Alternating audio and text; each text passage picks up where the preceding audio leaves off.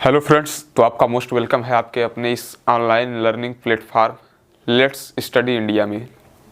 जैसा कि आप लोगों को अभी तक वेक्टर डिफरेंशिएशन बताया जा चुका है कि वेक्टर्स का डिफरेंशिएशन कैसे किया जाता है, उस पर 5 से 6 प्रॉब्लम भी डिस्कस किए जा चुके हैं जो एग्ज़ाम में आए हुए हैं या जिसके एग्ज़ाम में आने के पूरे चांसेस रहते हैं।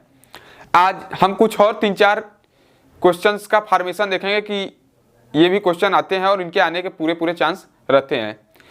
तो आज का जो ये वीडियो रहने वाला है ये आपका क्वेश्चन पॉइंट ऑफ व्यू से ही है। जो बच्चे अभी तक 2 लेक्चर ना देखे हों वेक्टर डिफरेंशिएशन का, वेक्टर कैलकुलस का, बेसिक टर्मिनोलॉजी का, वो देखने के तत्पश्चात ही इस वीडियो को देखें, तभी आप लोगों को अच्छे तरीके से समझ में आने वाला है। तो चलिए शुरू करते हैं अपने इस लेक्चर को। ये हमारा लेक्चर नंबर 3 है।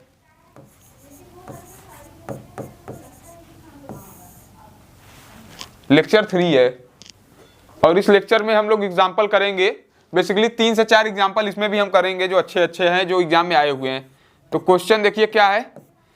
क्वेश्चन ये है कि if r is equal to, question है कि if r is equal to, question लिख लेते हैं कि if r is equal to a cos ti plus a sin tj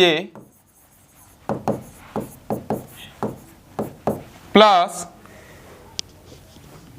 a t tan alpha k cap,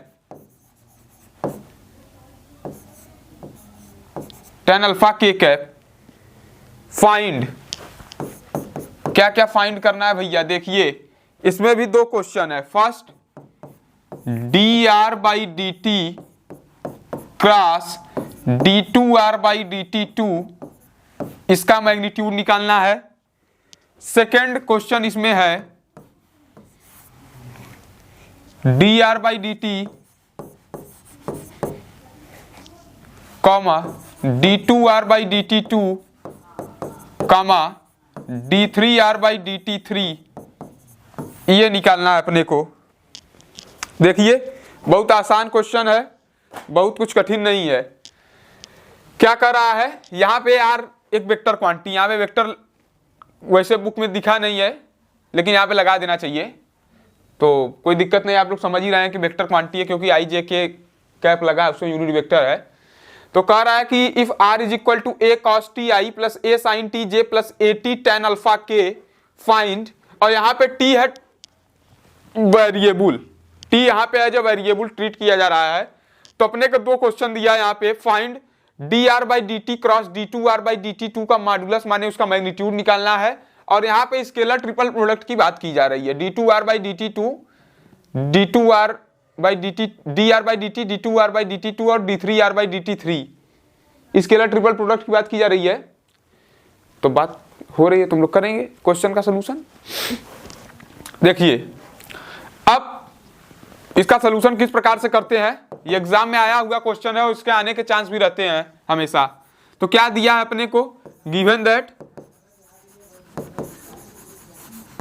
क्या दिया है, r is equal to a cos ti plus a sin tj plus a t tan alpha k, ये दिया हुआ है। तो अपने को क्या निकालना, पहले dr/dt की जरूरत पड़ने वाली है, फिर d2r/dt2 की जरूरत पड़ने वाली है। तो पहले हम लोग क्या करेंगे विथ रिस्पेक्ट टू t, यहाँ पे वेरिएबल है दिख ही रहा है, तो t के रिस्पेक्ट में इसका करेंगे एक बार डिफरेंशिएशन।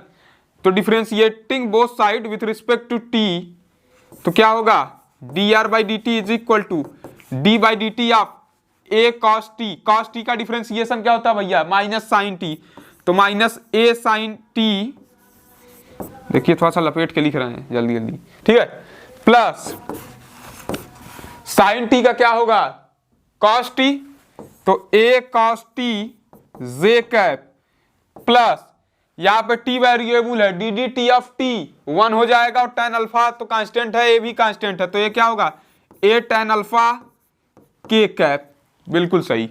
अब देखिए हमको फिर चाहिए क्या, d2r/dt2, सेकेंड ऑर्डर भी चाहिए इसका। तो एक बार पुनः इसका डिफरेंशिएशन करेंगे तो क्या होगा, d2r/dt2 इज इक्वल टू, इस पे पुनः अप्लाई करेंगे d/dt, क्या हो जाएगा, यहाँ पे टी कहाँ रहेगा, tan अल्फा है ना, ठीक है, टी नहीं है, ठीक है। अब यहाँ पे एक बार पुनः इस पे अप्लाई करेंगे तो sin t का डिफरेंशिएशन cos t और माइनस ए है पहले से, तो माइनस ए cos t आई। अब यहाँ पे cos t का डिफरेंशिएशन माइनस साइन टी, तो माइनस ए साइन टी जे प्लस, अब यहाँ पे पूरा कांस्टेंट है ए tan अल्फा के, टी यहाँ पे है ही नहीं, तो टी है नहीं तो उसका कहानी खत्म और जीरो। क्या हो जाएगा, ये टर्म जीरो, तो उसको लिखो चाहे मत लिखो कोई मतलब नहीं है, ठीक है, हो गया। अपने को अब क्या चाहिए, d are by D T cross D two are by D T two, और जानते हैं क्रॉस प्रोडक्ट निकालने के लिए हम लोग क्या करते हैं, डिटर्मिनेंट मेथड, तो लगाइए क्या होगा, d are by D T cross D two are by D T two, और जो आएगा उसका फिर क्या कर देंगे, रिजल्टेंट का मैग्नीट्यूड निकाल लेंगे। मैग्नीट्यूड निकालना तुम लोग जानते ही है, तो यहाँ पे क्या बनाते हैं, determinant method, that should be I cap J cap K cap, होता है, पढ़े हैं। आई का कोफिशिएंट क्या है, यहाँ पे पहले D R by D T का टर्म है तो उसमें आई जे के कोफिशिएंटों को लिखेंगे, फिर D two are by D T two है तो उसके कोफिशिएंटों को लिखेंगे। तो D are by D T क्या है, माइनस ए साइन टी, ठीक है। जे का कोफिशिएंट क्या है, ए कॉस टी, और के क्या है, ए tan अल्फा, यहां पे थोड़ा सा और स्पेस चाहिए, के का क्या है, ए tan अल्फा। अब देखिए फिर क्या है, D two are by D T two का कोफिशिएंट लिखिए आई जे के का, यहां पे क्या है आई में माइनस ए कॉस टी, माइनस ए कॉस टी, फिर जे में क्या है, जे में है आपका माइनस ए साइन टी, ए साइन टी, और फिर के की जगह पे क्या है, इसमें जीरो, कुछ नहीं है। तब करिए, यहां पे पढ़े हैं कैसे करते हैं डिटर्मिनेंट को सॉल्व करना। यहां पे फर्स्ट रो और फर्स्ट कॉलम के एलिमेंट को छोड़िए तो बचेगा क्या, इसका स्केम प्रोडक्ट, इसका स्केम प्रोडक्ट, तो क्या होगा, देखिए डिटर्मिनेंट को सॉल्व करने के तत्पश्चात यहां पे करेंगे तो क्या होगा, इसका इसमें प्रोडक्ट तो जीरो, माइनस इसका इसके में प्रोडक्ट तो ए square sine t tan alpha, और एक माइनस यहां पे और एक माइनस यहां पे रहता है तो माइनस माइनस प्लस, तो हो जाएगा a square sine t tan alpha और आई कैप माइनस। अब सेकंड वाले में चलिए, यहां पे माइनस आता है, जानते हैं क्यों आता है, क्योंकि ये ऐड हो जाता है, जानते हैं ना, ये सब पढ़े होंगे डिटर्मिनेंट सॉल्व करना। अब सेकंड वाले में गए तो जे वाले चीज को छोड़िए, बचेगा क्या, ये बचेगा, ये बचेगा, ये बचेगा, ये बचेगा, तो इसका इसके में प्रोडक्ट, तो जीरो का इसमें प्रोडक्ट करेंगे तो जीरो करेगा, माइनस इसका इसके में प्रोडक्ट तो ए square cos t tan alpha, एक निगेटिव इसमें है और एक निगेटिव पहले से आपके पास रहता है, तो क्या हो जाएगा, प्लस ए square cos t tan alpha, tan alpha j plus, फिर के हो जाएगा, के वाला प्लस, क्योंकि अब फिर इवन हो जाता है, तो आप क्या होगा, अब इस वाले रो को इस वाले कॉलम को छोड़ेंगे तो बचेगा क्या, इसका स्केम प्रोडक्ट, इसका स्केम प्रोडक्ट, तो ये माइनस एक minus, minus minus plus A square sign square T, a square sign square t, और ये क्या हो जाएगा, a square cos square t, और ये माइनस रहेगा, एक बीच में माइनस रहेगा तो उस माइनस को ये क्या करेगा, प्लस, तो ए स्क्वायर कास स्क्वायर टी क्या हो जाएगा, के कैप। अब देखिए यहां पे क्या आने वाला है, इसका रिजल्ट ये हो जाएगा a square sine t tan alpha i, a square sine t tan alpha i, tan alpha i, और ये क्या हो जाएगा, minus a square cos t tan alpha j, और ये क्या हो जाएगा, a square sine t plus A square cos t, a square common कर लोगे तो क्या बचेगा, sine square t plus cos square t, that should be 1, तो 1 इंटू ए स्क्वायर होगा, तो ए स्क्वायर प्लस ए स्क्वायर के कैप, ये रिजल्ट आया किसका, D are by D T cross D two are by D T two का। अब इसको जरा सा इरेज करते हैं, ऊपर वाली चीज थोड़ा सा इरेज करते हैं, क्वेश्चन तो आप लोग लिख ही लिए होंगे, देखिए हम थोड़ा सा यहां से इरेज कर लेते हैं। अगला क्वेश्चन हमको याद है, देखिए क्या करेंगे, अब देखिए इसका हमको निकालना है मैग्नीट्यूड, माने modulus of d are by D T cross D two are by D T two is equal to क्या हो जाएगा, आई का कोफिशियंट क्या है, a square sine t tan alpha, a square sine t tan alpha, तो under root के अंदर क्या हो जाएगा, इसका स्क्वायर करेंगे माने a to the power 4 sine square t tan square alpha plus j की जगह पे क्या लिखेंगे, ये पूरा कोफिशियंट है उसका जे का कोफिशियंट, तो minus a square cos t tan alpha का होल स्क्वायर, तो क्या हो जाएगा a to the power 4 cos square alpha cos square t tan square alpha. अब देखिए फिर आगे क्या हो जाएगा, ए स्क्वायर का होल स्क्वायर माने ए टू दी पावर 4, के का कोफिशियंट ए स्क्वायर है तो ए टू दी पावर 4। अब देखिए यहां पे a to the power 4 common ले सकते हैं, उसके साथ टेन स्क्वायर अल्फा भी कॉमन ले सकते हैं, तो क्या बचेगा यहां पे a square a to the power 4 tan square alpha, तो ब्रैकेट में क्या बचेगा sine square t plus cos square t और जो होता है 1, तो हम लोग सीधे 1 लिख देते हैं, plus A to the power 4, तो ये क्या हो सकता है, अब देखिए थोड़ा सा और क्लियर चीज होगी, यहाँ पे a to the power 4 tan square alpha में 1 का प्रोडक्ट करेंगे तो वही आएगा, और यहाँ ए टू दी पावर 4 है, तो इन दोनों में से ए टू दी पावर 4 को कॉमन निकाला जा सकता है, तो क्या होगा ए टू दी पावर 4 को कॉमन लेंगे तो ये बचेगा क्या टेन स्क्वायर अल्फा प्लस 1, और ये होता क्या है 1 plus tan square theta is equal to sec square theta, तो यहाँ पे क्या हो जाएगा सेक स्क्वायर अल्फा और इसका स्क्वायर रूट लेंगे तो क्या हो जाएगा ए स्क्वायर सेक अल्फा, ये i modulus of d are by D T cross D two are by D T two, ये आया क्या ये, तो ये बहुत सिंपल है, आप लोग इसको समझ गए होंगे अच्छी तरीके से। अब नेक्स्ट वाला हम लोग करेंगे क्या, उसका मैं फार्मूला बताऊंगा, उसको आप लोग करेंगे, उसका रिजल्ट भी मैं बता दूंगा कि कितना आने वाला है, इसी तरीके से करना है। अब थोड़ा सा मैं इसको इरेज कर देता हूं,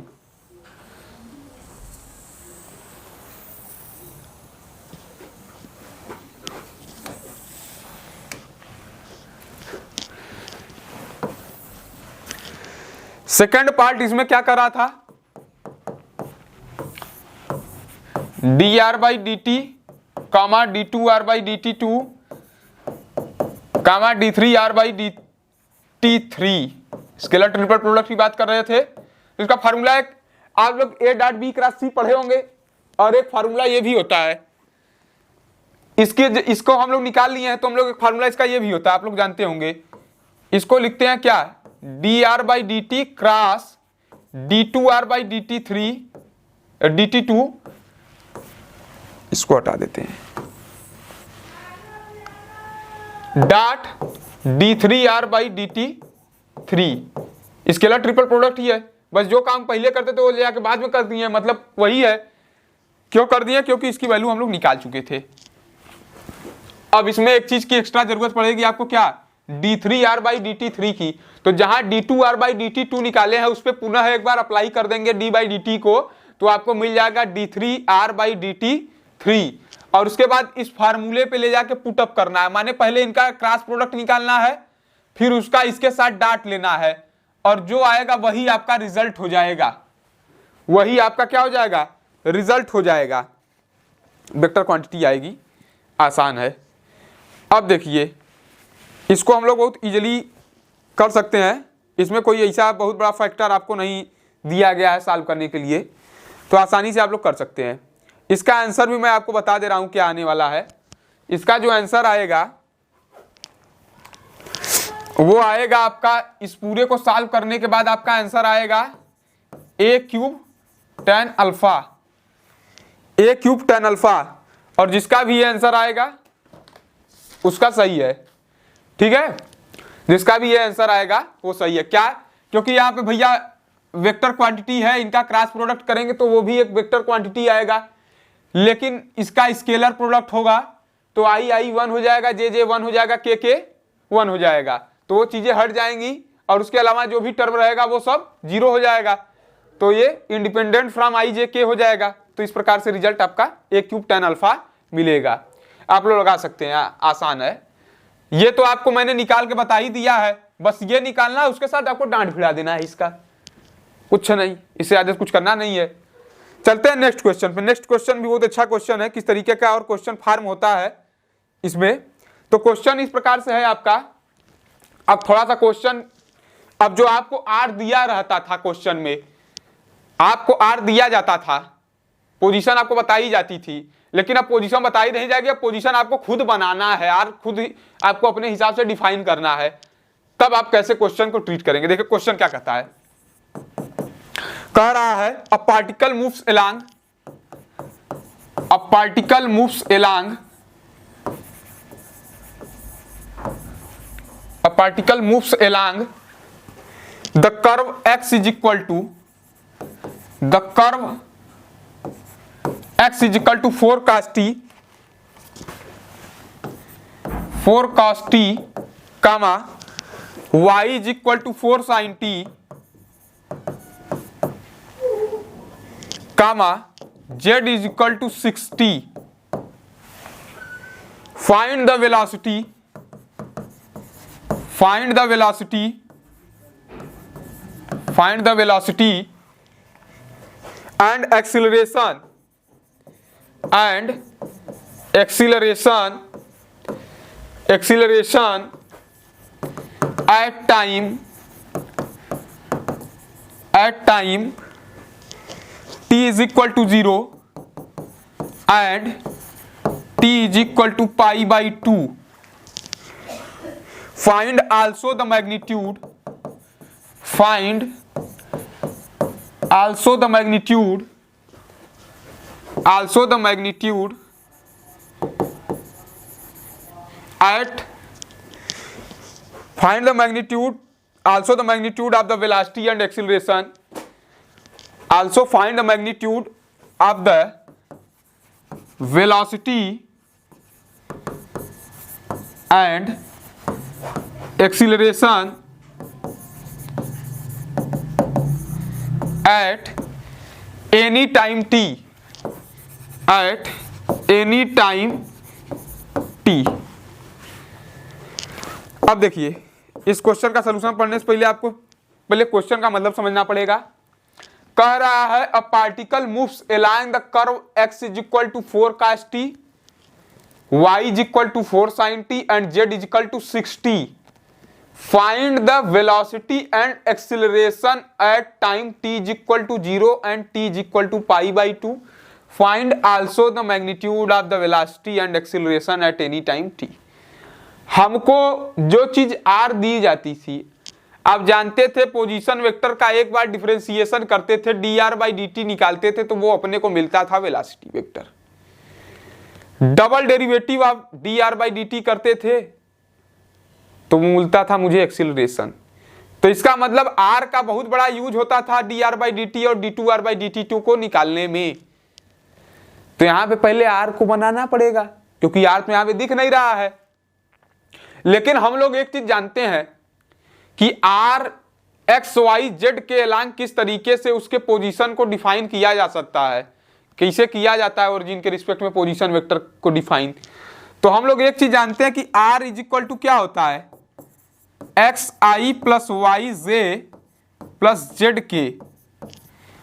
position vector R equal to इस तरीके का एक्सप्रेशन दिया जाता है भाई, पोजीशन बताता है ओरिजिन के रिस्पेक्ट में।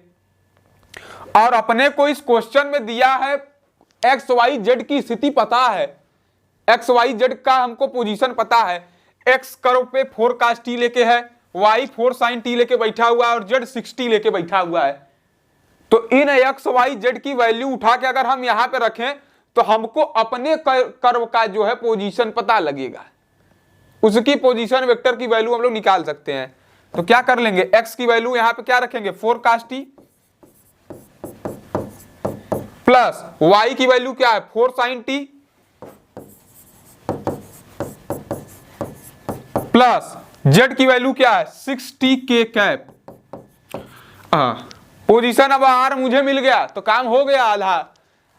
60% काम हो गया। अब क्या करना है, find the velocity and acceleration. तो वेलोसिटी और एक्सीलरेशन निकालना है पहले, और उस पे टाइम t इक्वल टू 0 पे भी देखना है, टाइम t इक्वल टू π/2 पे भी दोनों चीजें देखनी है अपने को। तो पहले वेलोसिटी वेक्टर क्या होता है, v vector v equal to क्या होता है, dr/dt, और dr/dt का मतलब r का एक बार differentiation with respect to t। यहाँ पे t क्या है, टाइम बता रहा है, यहाँ पे t टाइम दिखा रहा है। देखिए तो r हमारा क्या है, ये है, इसका हम लोग करेंगे differentiation with respect to t। तो देखिए d/dt ऑफ दिस, तो 4 cos t, cos t का डिफरेंशिएशन क्या होता है, माइनस साइन t, तो हो जाएगा -4 sin t i, ठीक है, प्लस 4 sin t का क्या हो जाएगा, cos t, तो 4 cos t j, plus 6t, t का क्या होगा 1, तो 6k। क्लियर है, बढ़िया, अपने को v मिल गया। अब अपने को क्या चाहिए, v की वैल्यू चाहिए टाइम t इक्वल टू 0 पे और टाइम t इक्वल टू π/2 पे। तो क्या रख देंगे, v at t equal to 0, t equal to 0 माने v के एक्सप्रेशन में t की वैल्यू 0 रखेंगे तो हमको टाइम t इक्वल टू 0 पे अपनी वेलोसिटी मिल जाएगी। तो 0 रखेंगे, यहाँ पे क्या होगा, -4 sin 0, sin 0 की वैल्यू 0, तो 4 इंटू 0 आई कैप, प्लस 4 cos 0 क्या हो जाएगा 4j, और 6k, तो क्या हो जाएगा यहाँ पे, ये हो जाएगा 4j प्लस 6k। ये हमको टाइम t इक्वल टू 0 पे अपनी वेलोसिटी मिल गई है। अब क्या चाहिए अपने को, फिर अपने को चाहिए टाइम t इक्वल टू π/2 पे। तो ऐसे ही v इक्वल टू π/2 पे देख लेंगे, तो जहां t है वहां पे π/2 रख दो v में, यहाँ पे क्या हो जाएगा -4 sin π/2 है, sin π/2 की वैल्यू 1, तो 4i, प्लस 4 cos π/2, cos π/2 की वैल्यू 0, तो 4 into 0j cap, 0j cap, plus 6k cap, उसमें t तो है नहीं, तो क्या हो जाएगा, ये कहानी खत्म, बचेगा क्या, ये तो -4i प्लस 6k, तो हमारा वेलोसिटी वेक्टर आ गया। अब इसी प्रकार से हम लोग निकालेंगे एक्सीलरेशन को। तो एक्सीलरेशन वेक्टर क्या होता है, vector a is equal to क्या होता है, d2r/dt2 या dv/dt कर दो। तो d2r/dt2 अब एक बार अप्लाई हो चुका है, उस पर पुनः अप्लाई करेंगे तो d2r/dt2 मिल जाएगा, अर्थात ये v पे भी अप्लाई हो रहा है, तो इसलिए dv/dt कहते हैं। Rate of change of velocity is known as acceleration, पढ़े हैं आप लोग क्लास मैकेनिक्स में। तो यहां पे क्या कर देंगे, इस पे अप्लाई करेंगे d/dt को, तो क्या हो जाएगा 4 sin t, sin t का डिफरेंशिएशन cos t, तो -4 cos t i, फिर 4 cos t का करेंगे तो क्या हो जाएगा -4 sin t j, और क्या होगा, ये t से इंडिपेंडेंट है तो कहानी शून्य है, कोई दिक्कत की बात नहीं है। अब देखिए, अब ये भी हमको क्या निकालना है, at time t equal to 0 पे रखेंगे तो यहां पे क्या आएगा, 0 पे रखेंगे तो क्या आ जाएगा 4 cos 0 की वैल्यू 1, और ये तो 0 हो जाएगा, तो -4i आ गया, 4i आ गया किस पे, टाइम t इक्वल टू 0 पे एक्सीलरेशन आ गया, टाइम t इक्वल टू 0 पे एक्सीलरेशन आ गया। अब फिर टाइम t इक्वल टू π/2 पे एक्सीलरेशन निकालिए, तो π/2 रखिए इसमें, तो ये चीजें 0 हो जाएगी, cos π/2 0, बचेगा क्या -4 sin π/2 है, sin π/2 की वैल्यू 1, तो -4j, ये किस पे आ गया, at time t equal to π/2 पे हमारा एक्सीलरेशन आ गया। अब देखिए वेलोसिटी आ गया, एक्सीलरेशन आ गया, दोनों के अलग अलग टाइमों पे हम लोग निकाल लिए हैं, और कह रहा है find the magnitude of the velocity and acceleration at time any time t। तो जब टाइम t तो है, जब टाइम t है तो वेलोसिटी का एक्सप्रेशन ये है, बस इसी का मैग्नीट्यूड निकालना है, इसमें टाइम तो कुछ रखे नहीं ना है, टाइम तो यहाँ पे रखा गया है 0 π/2। तो वेलोसिटी का और एक्सीलरेशन का किसी भी टाइम t के लिए हमको निकालना क्या है, मैग्नीट्यूड। तो यहाँ पे मॉड ऑफ v निकालिए, मॉड ऑफ v क्या हो जाएगा, i का कोफिशिएंट -4 sin t, उसका स्क्वायर माने 16 sin स्क्वायर t, प्लस इसका स्क्वायर माने 4 cos स्क्वायर टी माने 16 cos स्क्वायर टी प्लस और इसका क्या हो जाएगा 36 6 है ना, तो 36 हो जाएगा। अब देखिए ये क्या हो जाएगा sign square t plus cos square T, 16 को कॉमन निकालेंगे तो 1, तो 16 अब प्लस 36 माने 52, रूट 52 आ गया वैल्यू किसका, वेलोसिटी का मैग्नीट्यूड आ गया एट टाइम टी, किसी भी फिक्स टाइम टी के लिए। अब देखिए अब हमको क्या निकालना है, एक्सीलरेशन का निकालना है। तो यहाँ पे इसको थोड़ा सा हम इरेज कर लेते हैं, यहीं पे निकाल लेते हैं।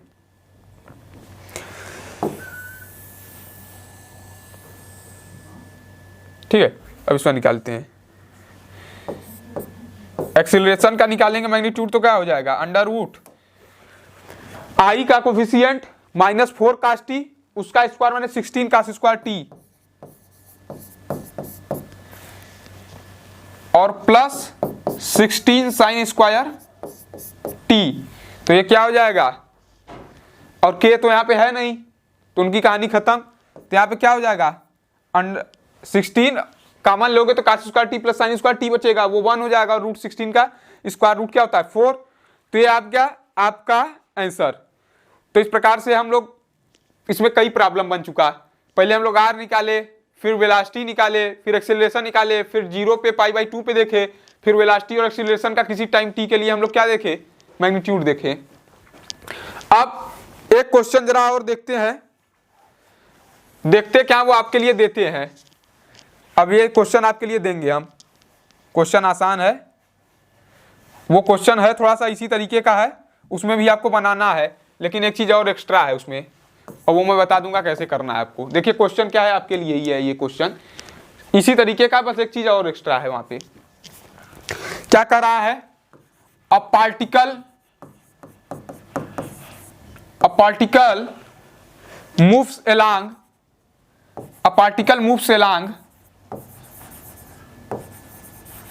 a particle moves along the curve x is equal to tq plus 1 comma y is equal to t square comma z is equal to 2t plus 5 where, यहां पे एक चीज और लिखी गई है, where t is the time, यहां पे t क्या कर रहा है, टाइम को दिखा रहा है। find the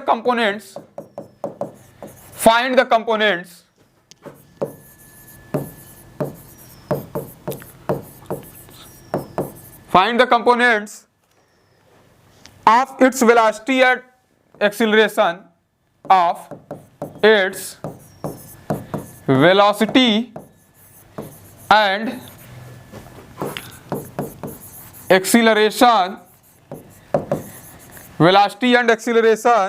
at time t is equal to 1 second in the direction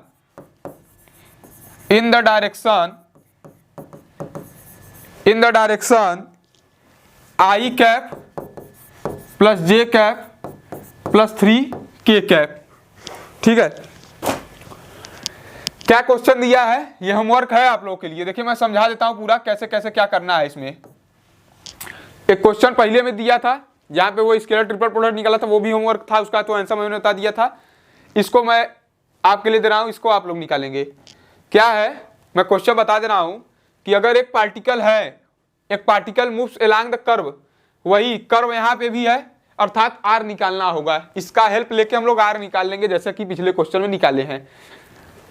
और एक्स क्या दिया है t³ + 1, y दिया है t², z दिया है 2t + 5, और यहाँ पे t क्या डिनोट कर रहा है, टाइम को। तो हमको क्या निकालना है, वेलोसिटी निकालना है और एक्सीलरेशन निकालना है, लेकिन ऐसे नहीं निकालना है।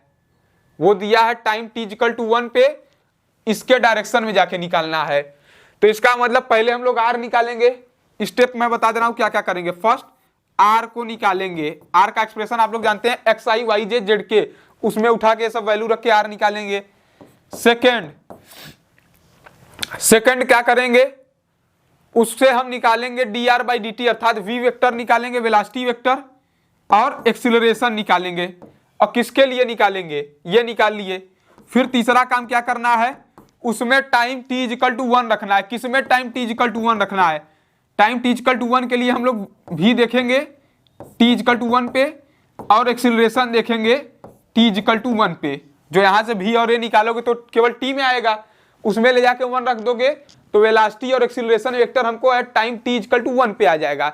अब देखिए एक चीज और है, लेकिन किसके डायरेक्शन में जाके निकालना है, इसके डायरेक्शन में। ये कोई वेक्टर b दिया है, मान लो ये कोई वेक्टर b दिया है i cap plus j cap plus 3k cap. जब भी बोले क्वेश्चन में कि फला के डायरेक्शन में, उसके डायरेक्शन में जाके निकालना है, तो तुरंत क्या कर दो, इसके एलांग आप निकालते हैं यूनिट वेक्टर। और यूनिट वेक्टर कैसे निकालते हैं, vector b by mod of b, उस वेक्टर में उसके मॉडुलस से डिवीजन कर दो, डिवाइड कर दो, आ जाएगा तुम्हारा यूनिट वेक्टर उसके एलांग। और उस यूनिट वेक्टर के एलांग जिन चीजों को अब कह रहा है, अब किसको कह रहा है, अब यूनिट वेक्टर, इसमें तो टी का टर्म है नहीं, यूनिट वेक्टर निकाल लिए। वेलोसिटी और एक्सीलरेशन का कंपोनेंट इसके डायरेक्शन में जाके निकालना है, माने यहाँ पे v vector at time t equal to 1, क्योंकि टाइम t इक्वल टू 1 भी कर रहा है और इसके डायरेक्शन में भी कर रहा है। तो vector v at time t equal to 1 पे इसके डायरेक्शन माने इसके यूनिट वेक्टर के साथ उसका डॉट प्रोडक्ट कर रहा है, वही आएगा जो वेक्टर आएगा वो आपका क्या आएगा, उसके डायरेक्शन में आपकी वेलोसिटी आएगी। अब वैसे ही एक्सीलरेशन का करेंगे तो इसके डायरेक्शन में क्या कर देंगे, उसके का डॉट प्रोडक्ट कर देंगे इस वेक्टर के यूनिट वेक्टर के साथ, तो उसके एलांग मिल जाएगा।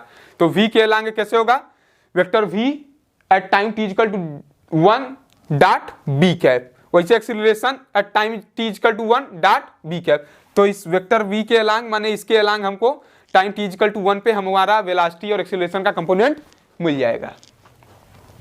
तो इस तरीके का क्वेश्चन एग्जाम में आपके आता है। आप लोगों को कम से कम 8 से 10 सवाल आपको बता दिए गए जो कि एग्जाम में आए हुए हैं या जिसके आने के चांस है, या इस तरीके के ही क्वेश्चन फॉर्म किए जाते हैं वेक्टर के डिफरेंशिएशन संबंधित। तो जो भी बच्चे अभी तक 2 लेक्चर ना देखे हो उसके तत्पश्चात ही इसे देखें। और यहाँ पे जो भी चीज़ें बताई जा रही हैं वो कोई आपसे चार्ज नहीं लिया जाता है, तो आप लोग अधिक से अधिक संख्या में शेयर करके इस वीडियो को हम लोग का मनोबल बढ़ा सकते हैं। तो जो बच्चे अभी तक चैनल को सब्सक्राइब न किए हो पहले चैनल को सब्सक्राइब कर लें, बेल नोटिफिकेशन जरूर ऑन कर लें, जिससे कि जो भी हम लोग अपडेट दें वह आपके पास तुरंत पहुंच सके। तो इसके बाद जो हमारा नेक्स्ट लेक्चर होने वाला है, लेक्चर 4, वो आपका होने वाला some important result based on vector differentiation. इसमें कम से कम 5 से 6 थ्योरम है जो कि आपका रिजल्ट है, वो भी एक मैथमेटिकल ही है। तो उसको हम लोग देखेंगे किस तरीके का रिजल्ट आता है, कैसा थ्योरम है, क्या है, उन सभी चीज़ों पे चर्चाएं करेंगे हम लोग नेक्स्ट लेक्चर के अंदर। तो आज के लिए फिलहाल इतना ही, मिलते हैं नेक्स्ट वीडियो में, तब तक के लिए धन्यवाद।